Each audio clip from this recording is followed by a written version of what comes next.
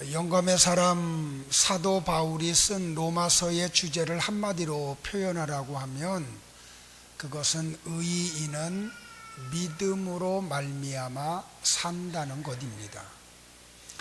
다시 말하면 성도는 믿음 안에서 산다는 겁니다. 믿음의 사람은 믿음의 눈으로 세상을 봅니다. 믿음으로 내 주변에 일어나는 일들을 봅니다. 그리고 믿음으로 나를 봅니다. 그래서 믿음의 사람은 믿음 안에서 생각하고 믿음 안에서 말하고 믿음 안에서 행동을 합니다. 또한 믿음으로 과거를 생각하고 현재를 살며 미래를 소망합니다. 믿음으로 보면 지나온 과거가 그렇게 오묘할 수가 없습니다. 과거에 있었던 많은 사건들 속에서 때로는 우리가 실패했다, 망했다, 끝났다 그렇게 원망도 하고 절망을 한 적도 있었습니다. 그런데 오늘 믿음이 성숙해서 지나온 과거를 그렇게 돌아다보면 그 지나왔던 모든 날들이 얼마나 소중한지 모릅니다. 왜냐하면 그 속에 하나님의 손길이 있었기 때문입니다. 오늘 와서 보니까 그때는 원망도 했었고 절망도 했었는데 오늘 믿음으로 지나온 과거의 그 사건을 보니까 거기에 하나님의 손길이 있었습니다. 내가 알지 못했고 느끼지 못했던 것 뿐입니다. 이 믿음으로 우리가 미래를 또한 현재를 봅니다. 그러면 현재가 얼마나 소중한지 모릅니다. 내 평생에 있어서 가장 소중한 시간이 바로 지금임을 알게 됩니다. 내가 가장 소중히 여겨야 할 사람은 지금 만나야 할 사람이고 내가 가장 귀한 일은 지금 하고 있는 일임을 믿음 안에서 비로소 발견하게 됩니다. 그런가 하면 믿음으로 미래를 봅니다. 믿음 안에서 미래를 보면 미래가 결코 어둡지 않습니다. 오늘 어떤 일을 만났든지 간에 믿음 안에서 미래를 보면 미래는 밝은 빛이 비치고 있습니다. 거기에 소망이 있음을 발견하게 됩니다. 우리는 성경 안에서 요셉이라는 인물을 한번 만나봅니다. 그는 믿음의 가정에서 태어났습니다. 조금 복잡한 가정 구조 속에서 어떻게 보면은 긴장 속에서 그가 살아옵니다. 그런데 17살 되었던 해에 하나님이 그에게 믿음 안에서 꿈을 허락하십니다. 요셉은 자기 어머니와 아버지 그리고 자기의 형제들이 자기에게 찾아와 절하는 꿈을 꿉니다. 그 꿈을 이야기하고 그 꿈 때문에 어려움을 당합니다. 17의 부모와 생이별을 하고 낯선 땅에 노예로 팔려갑니다. 그럼에도 불구하고 그는 절대로 좌절하지를 않습니다. 왜냐하면 그는 믿음 안에 있었기 때문입니다. 더더군다나 그는 죄수가 되어서 감옥에 갇히는 잉여의 몸이 됩니다. 그럼에도 불구하고 그는 노예 시간에 죄수인 시간에 그 보디발 장군의 집에서 감옥에서 내가 최선을 다하면 뭐해 하고 말하지 않았습니다. 이유는 믿음이 있었기 때문입니다. 그래서 그는 주어진 여건 속에서 최선을 다하는 삶을 살아갑니다. 왜냐하면 꿈을 주신 분이 하나님이고 오늘 나에게 현재의 이런 형편을 만나게 하신 분이 하나님임을 믿었기 때문입니다. 그러면 그 하나님은 미래에 반드시 나에게 선한 것으로 갚아준다라고 하는 그에게 믿음이 있었습니다. 사랑하는 성도 여러분들이여, 이렇게 믿음은 우리로 하여금 꿈을 꾸게 만듭니다. 우리가 믿음 안에 거하면 우리는 필연적으로 믿음 안에서 세 가지를 전제한다는 것을 발견하게 됩니다. 첫째는 모든 것이 하나님께 속했다는 것을 발견합니다. 로마서 11장 36절에서 바울은 이런 고백을 합니다. 이는 만물이 주에게서 나오고 주로 말미암고 주에게로 돌아감이라. 영광이 그에게 세세에 있으리로다. 아멘은 여러분의 몫이에요. 다시 한번 말씀을 봉독합니다. 성현아, 이렇게까지 내가 지적하는 이유는 하나님이 너를 너무 사랑하기 때문에 그래. 우리가 알거니와 하나님을 사랑하는 자 곧 그 뜻대로 부르심을 입은 자들에게는 미안합니다.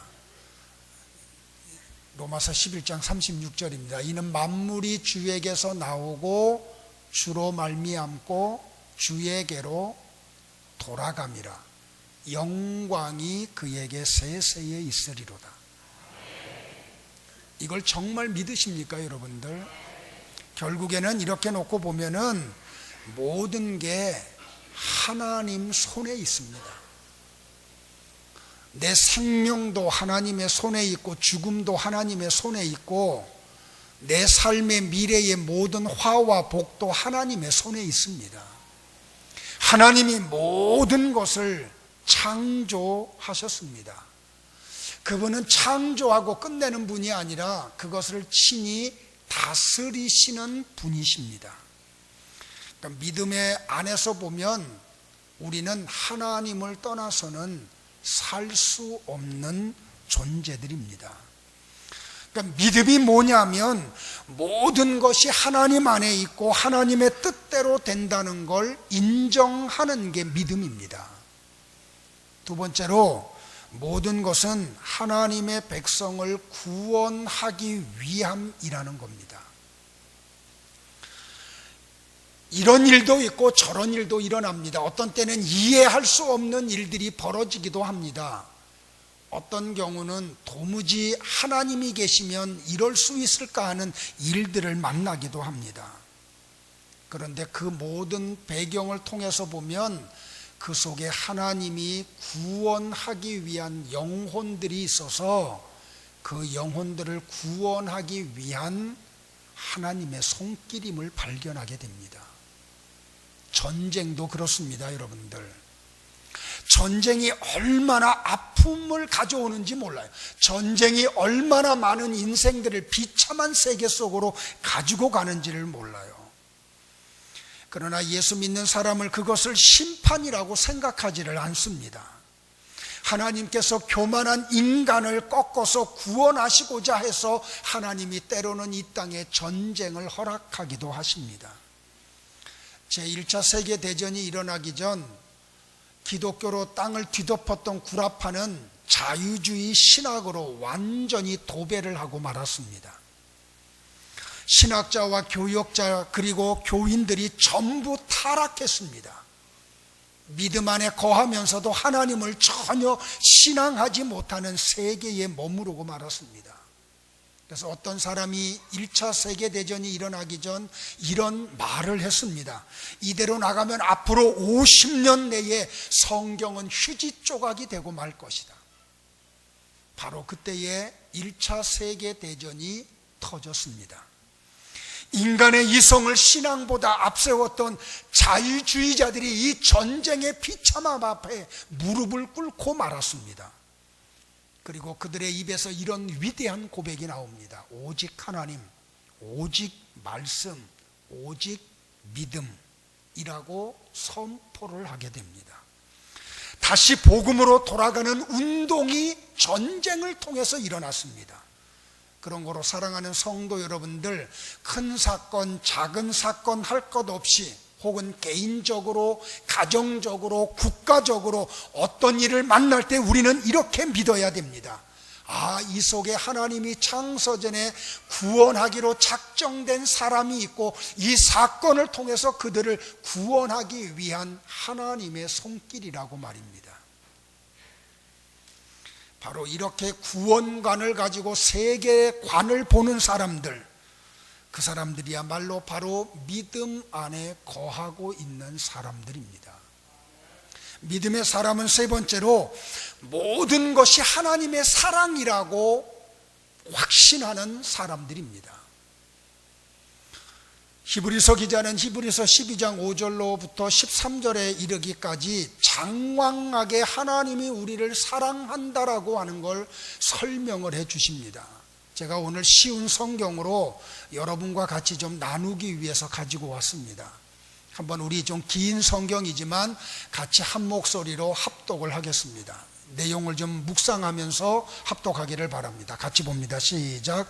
여러분은 하나님께서 그의 아들을 격려하듯이 말씀해 주신 것을 잊었습니까? 내 아들아, 주의 훈계를 가볍게 여기지 말고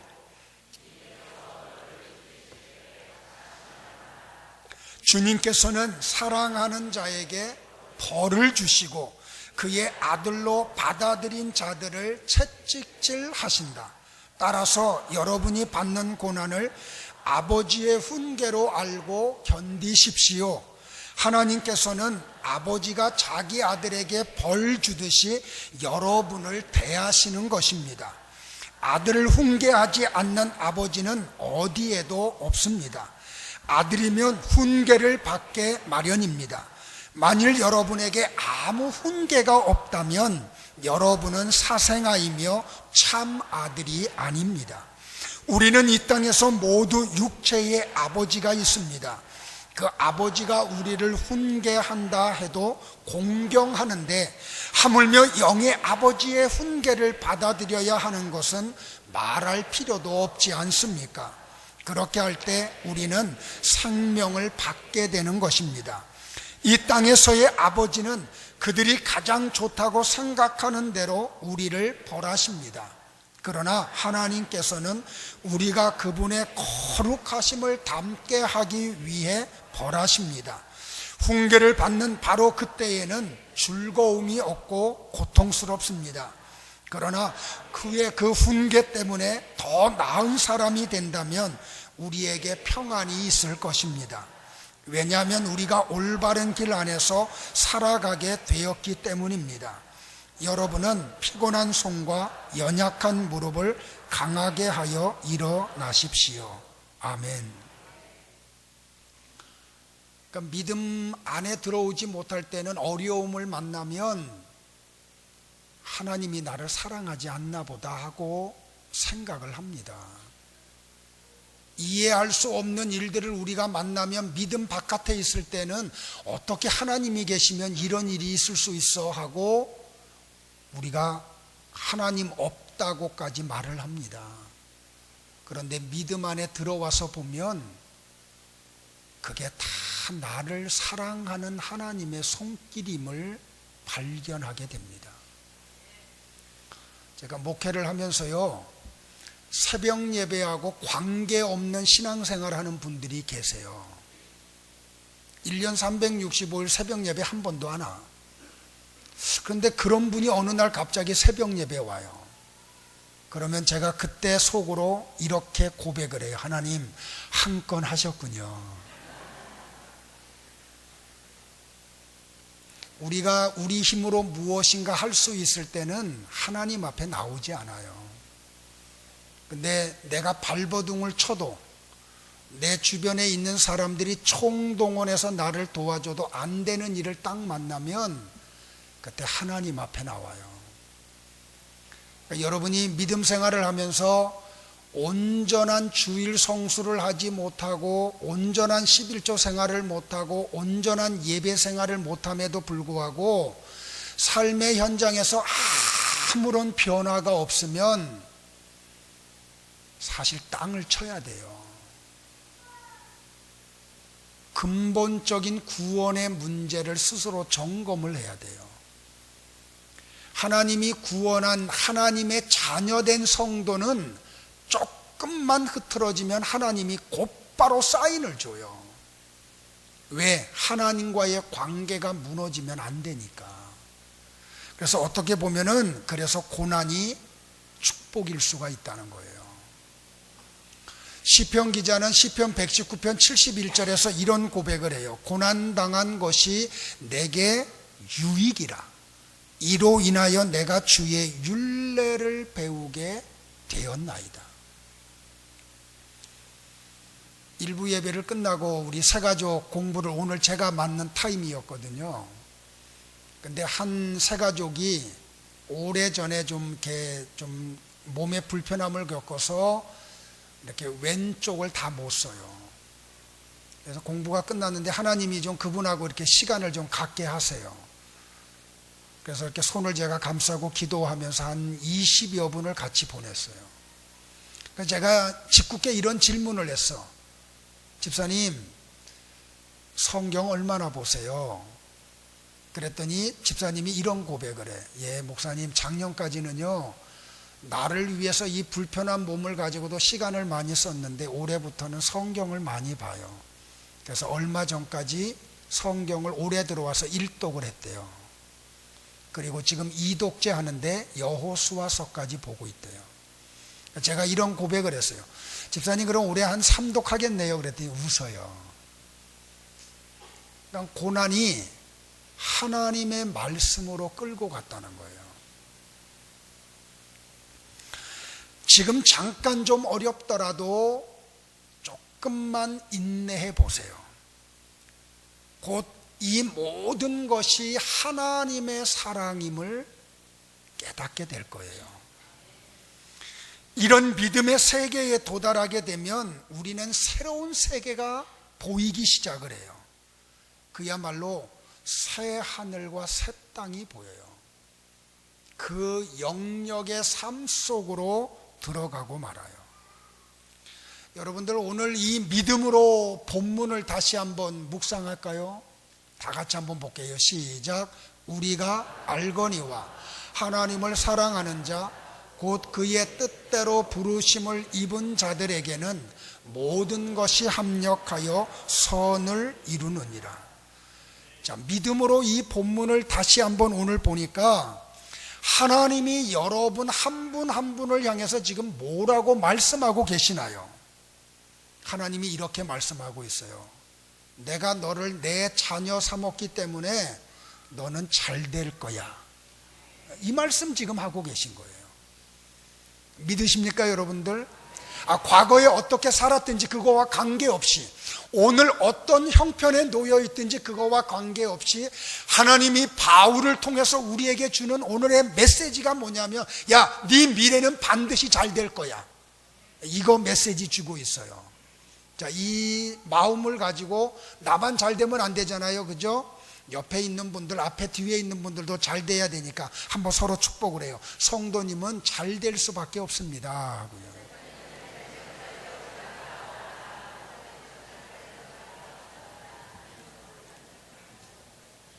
제가 4분 하라 그랬는데 2번만 하고 끝났어요. 양쪽 옆에 앞에 계신 분, 뒤에 계신 분 4분 하세요. 다시 한번 합니다. 성도님은 잘 될 수밖에 없습니다.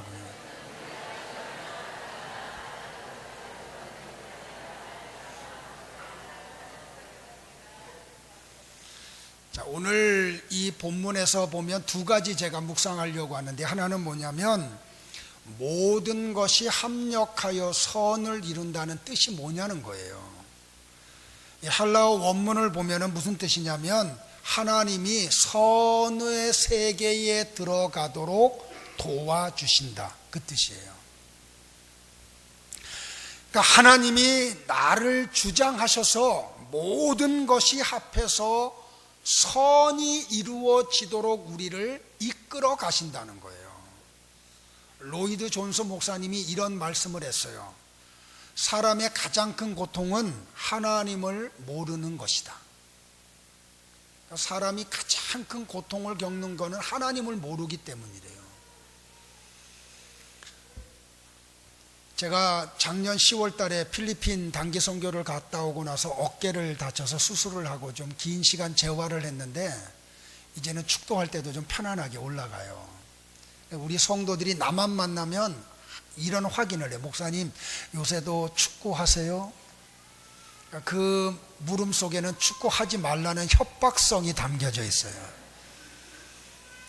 제 아내도 그래요. 그래서 얼마 전에 좀 돈을 들여서 중고 자동차를 우리 부부가 샀어요. 자전거. 요새 제 생각하고 말이 다르게 나올 때가 있어요. 그래서 좀 틈이 나면은 아내하고 이 가온 호수를 이렇게 자전거로 돌아요. 얼마나 좋은지 몰라요, 여러분들. 어제 우리 또 성도 가정에 또 이렇게 상을 당해서 아침에 급하게 좀 비행기를 이용해서 주일 사역 때문에 포항에 가서 조문을 하고 또 유족들 위로하고 돌아와서 일을 다 마치고 나니까 한 7시 반이 돼요. 조금 늦었지만 아내의 성화에 못 이기는 척하고 자전거를 끌고 같이 가온 호수를 몇 바퀴를 돌았어요. 다 돌고 이제 집으로 가는데 집에 가까운데 오른쪽에 조그만 운동기구 몇 개 있는 그런 공간이 있어서 잠깐 자전거를 놓고 아내하고 같이 마지막 스트레칭을 하고 들어가려고. 근데 거기 가니까 이제 뭐냐면 이렇게 위에 이렇게 쇠로 이렇게 해놓고 비스듬하게 이렇게 해서 머리가 좀 낮아지도록, 우리가 항상 직립으로 살아가니까 가끔 물구나무 서는 게 이렇게 좋대. 연세 드신 분, 혈압 있는 분들은 하지만 안 되고요. 그래서 거기에 잠깐 누워가지고 눈을 탁 감고 머리를 밑으로 하고 다리를 위로 하고요. 그러다가 그냥 눈을 한번 탁 떴더니 밤하늘의 행성들이 반짝반짝 빛나고 있는 거예요. 근데 그때 거기서 새벽에 묵상했던 말씀이 다시 한번 묵상이 돼. 우리 하나님이 얼마나 여러분들 위대하시고 광대하시냐면, 창조하시는 넷째 날에 이 우주에 있는 행성들을 만드셨잖아요. 근데 이 지구라고 하는 게 우주에 있는 행성 가운데 아주 자그마한 행성이에요. 여러분들, 지구보다 작은 행성들이 그렇게 많지를 않대요. 천문학자들에 의하면 대부분이 다 지구보다 크대요. 근데 이 우주에 떠 있는 행성들을 누가 만드셨냐면 하나님이 만드셨어요. 근데 여러분들, 이 우주의 크기가 어느 정도일까요? 우리의 두뇌로는 이해할 수 없는 정도의 크기예요. 왜 그러냐면 우리 초등학교 때 배웠던 거 한번 잠깐 언급을 할게요. 빛이 있는데 빛이 1초 동안 얼만큼 가나요? 지구를? 우리 초등학교 선생님이 정확하게 7바퀴 가고 반 바퀴 더 간대요. 그러면 지구의 둘레가 어느 정도 되나요? 아무도 얘기 안 해주네. 약 4만 킬로가 조금 넘대요. 그러면 빛이 1초 동안 가는 거리가 어느 정도 가냐면 약 30만 킬로를 조금 더 가요. 근데 하나님이 언제 창조해? 우리가 잘 모르잖아요. 그죠? 한 10,000년으로 봐요. 우주의 나이를 가장 짧게 봐서. 그러면 하나님이 넷째 날 행성을 창조한 그 행성 가운데 하나가 그때부터 지구를 향해서 빛을 보내. 근데 오늘 도착하는 빛이 있잖아요. 그러면 여러분들, 이 우주의 광활함이 어느 정도 될까요? 그러니까 이 우주계에 있는 행성들 속에서 지구는 티끌만한 거예요. 그걸 만드신 분이 하나님이시고요. 근데 이 지구라고 하는 티끌만한, 우주에 있는 행성들 가운데 티끌만한 이 지구 속에 나는 어떨까요, 여러분들? 지구 안에 있는 나의 모습은 티끌의 티끌도 안 돼요. 근데 하나님이 어저께 누워서 하늘을 보는데 갑자기 이 생각을 갖게 하는 거예요. 그렇게 위대하시고 광대하신 하나님이, 우주계를 상대해야 될 그런 하나님이, 행성들을 상대해야 될 하나님이 행성 가운데 티끌만한 지구 속에 있는 그 지구 속에 있는 티끌도 안 되는 나를 상대해 주시고 있다는 거예요. 그분이, 그 위대하신 그분이 나를 창세전에 구원받을 자로 구별해 놓으시고 나 같은 걸 구원하겠다고 하나밖에 없는 독생자를 사람의 몸을 입혀서 이 티끌도 안 되는 이 지구촌에 보내시고 나를 천국 데려가려고 십자가상에서 내 죄 때문에 대신 죽게 하시고, 세상에요, 성령 하나님을 보내시고 그걸 믿어지게 하시고 나를 이렇게 하셨다고. 그러니까 이 하나님을 알아가니까 여러분들, 내가 무슨 말을 할 수가 있어요, 여러분들. 근데 우리가 이런 광대하신 하나님이 나와 여러분을 상대해 주시는데 우리가 이걸 모르고 하나님 앞에서 까불어. 오늘 용서하세요. 이런 선포 한번 할게요. 하나님 앞에서 까불지 마세요. 어젯밤에 이게 묵상이 되는 거예요, 여러분들. 거기다 대고 여러분들 무슨 일이 있었냐면, 사도 바울이 로마서 7장에서 이런 고백을 해요. 오호라, 나는 공고한 사람이로다. 이 사망의 몸에서 누가 나를 건져내랴. 근데 사도 바울이 이 로마서를 쓸 당시에 어떤 상태냐면 성령이 충만한 상태예요. 그가 복음 하나 들고 자기의 모든 삶을 복음에다가 던졌던 사람이에요.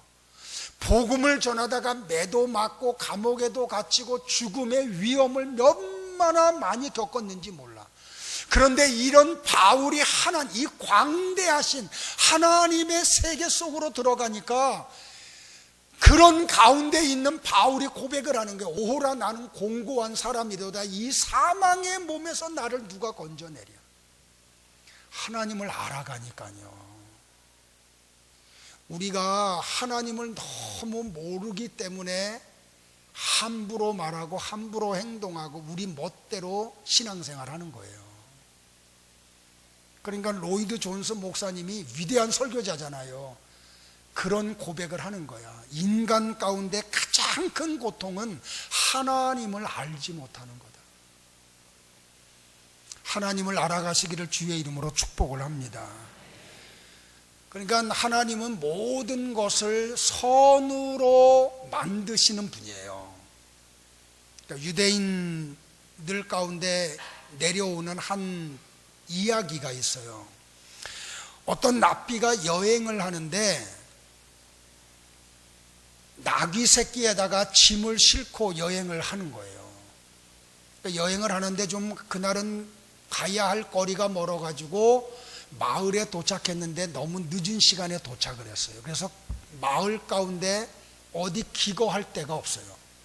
그래서 마을에서 조금 떨어져 있는, 마을이 내려다 보이는 그 언덕맞이에다가 천막을 치고 하룻밤을 묵으려고 이제 쉬려고 했어요. 한참 쉬고 있는데 무슨 소리가 나서 나가보니까 누구가 와가지고 나귀 새끼를 훔쳐가 버렸어요.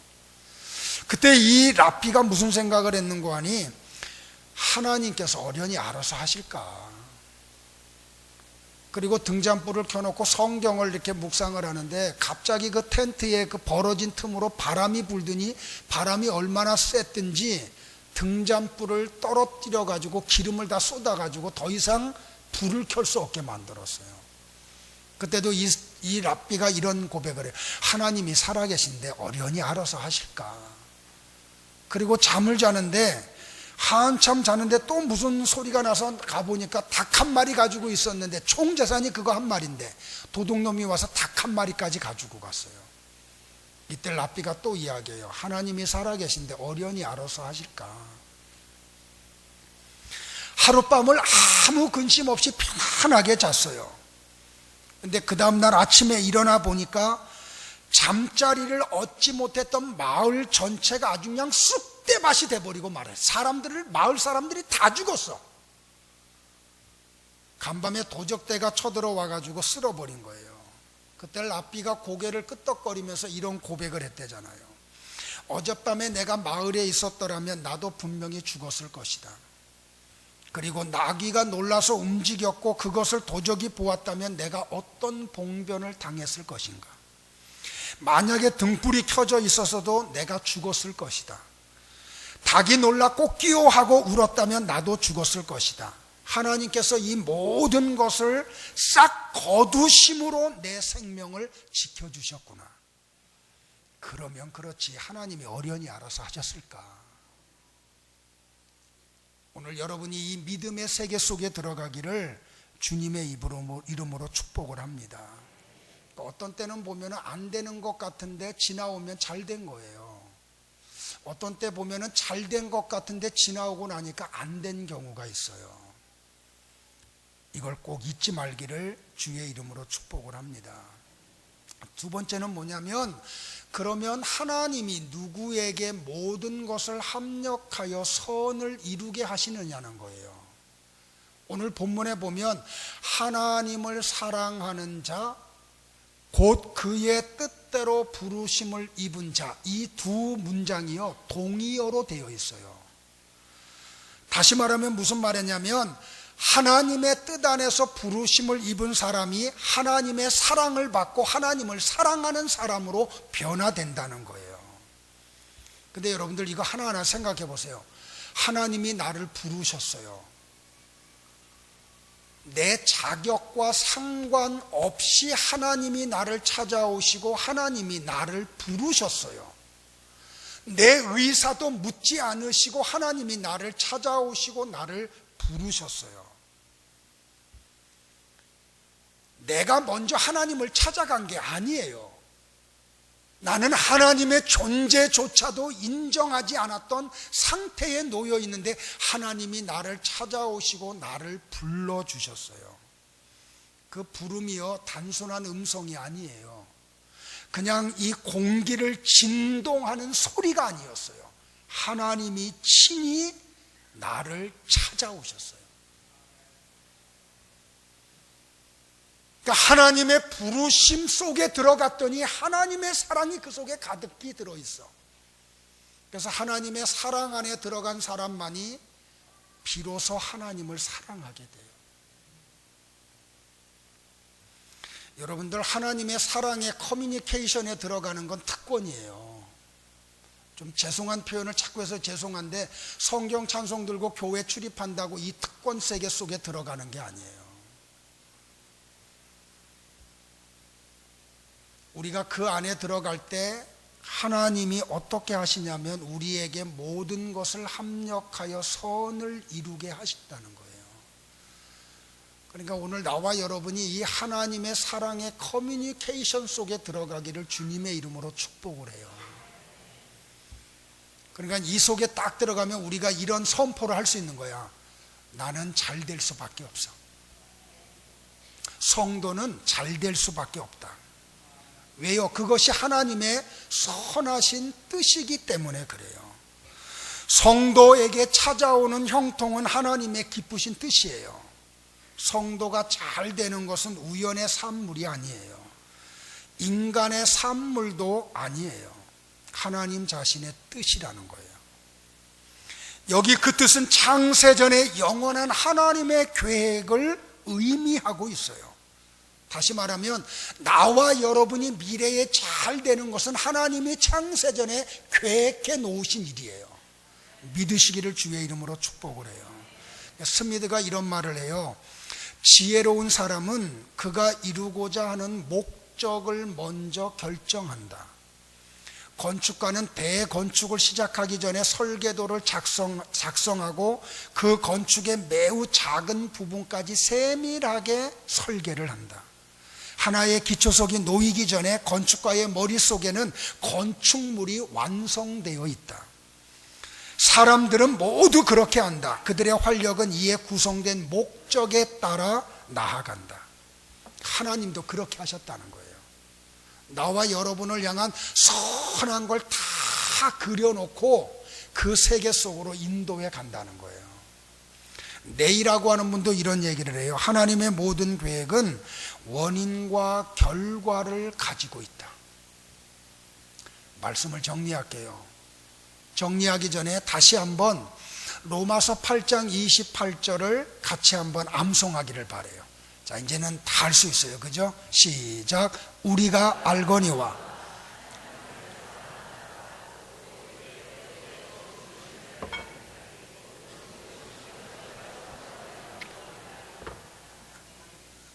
믿으십니까? 아직 조금 못 외우신 분들은 오늘 안에 암송하기를 바랍니다. 어렵고 고통스럽고 또 어떤 때는 잔인하게 보이는 것이 여러분의 유익을 위해서 사용되고 있음을 믿으시기를 바랍니다. 지금부터 약 100년 전 한 설교자가 있었어요. 이 설교자에게 한 정치인이 찾아와서 이런 질문을 던졌대요. 목사님, 로마서 8장 28절은 모순투성이입니다. 어떻게 모든 것이 선으로 결론이 날 수 있습니까? 좋은 것들이 선으로 결론 나는 것은 나도 인정을 합니다. 그러나 어떻게 악한 것이 선으로 나타날 수 있습니까? 선과 악은 서로 반대 방향인데 말입니다. 어떻게 신앙인들은 서로 반대 방향으로 역사하고 있는 일들이 좋은 것을 이룬다고 말할 수 있습니까? 이 질문을 받은 설교자가 그분에게 이렇게 답변을 했대요. 여러분들 저 뒤에 시계 한번 보실래요? 3층에 계신 분들은 죄송해요. 여러분들 손목시계 차고 계시면 손목시계 한번 보시고요. 그렇지 않은 분들은 시계가 어떻게 생긴지 그냥 머릿속으로 이렇게 생각하시면 돼요. 이 설교자가 이렇게 이야기를 해요. 자, 여기 손목시계를 보십시오. 당신은 지금 뭘 보고 있습니까? 여기에 시침과 분침과 초침이 있습니다. 근데 이 시침과 분침과 초침이 움직이게 하는 것은 그 밑에 있는 톱니바퀴들의 움직임으로 인해서 움직입니다. 그런데 한 톱니바퀴는 시계가 도는 방향과 반대 방향으로 끊임없이 돕니다. 또 다른 톱니바퀴는 시계가 도는 방향으로 계속해서 돕니다. 그런데 이 두 톱니바퀴가, 많은 톱니바퀴가 서로 연결이 되어서 돌아갑니다. 당신은 이 손목시계를 보면서 이렇게 말하는 것과 같습니다. 이거 참 이상하구나. 매우 괴이한데 반대 방향으로 돌아가는 이 바퀴들을 보란 말이야. 시계를 만든 사람은 아마 미친 사람일 거야. 그러나 그렇지 않습니다. 그 시계를 만든 사람은 이 시계를 아주 과학적으로 질서 있게 만들었습니다. 모든 바퀴들을 통제하기 위해 하나의 중심이 되는 스프링을 그 중심에다가 넣어 두었습니다. 따라서 그것이 감기게 될 때 바퀴들이 이 방향 저 방향으로 돌아가지만 그 모든 바퀴들은 시계 바늘을 움직이기 위해 함께 역사하고 있는 것입니다. 우리의 삶이 그렇습니다. 당신의 삶을 들여보십시오. 먼저 무엇이 일어나고 있는지를 물어보십시오. 어떤 일들은 내게 좋게 보입니다. 그러나 어떤 일들은 나쁘게 보입니다.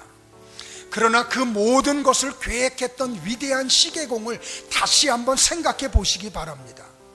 그저 당신의 눈에 보이는 것만을 가지고 금방 결론을 내리지 마십시오. 궁극적인 목표를 살펴보시기 바랍니다. 만일 당신이 영적인 눈으로 일어나는 일들을 바라본다면 하나님이 하시는 일에 목적이 있음을 아시게 될 것입니다.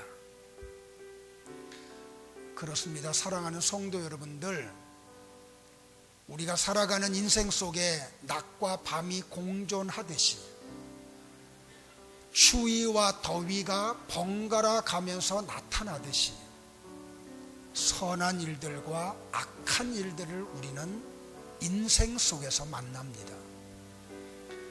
그러나 우리 하나님은 그 일어나는 모든 것들을 합력해서 선을 이루는 참 좋으신 나와 여러분의 아버지임을 기억하시기를 바랍니다.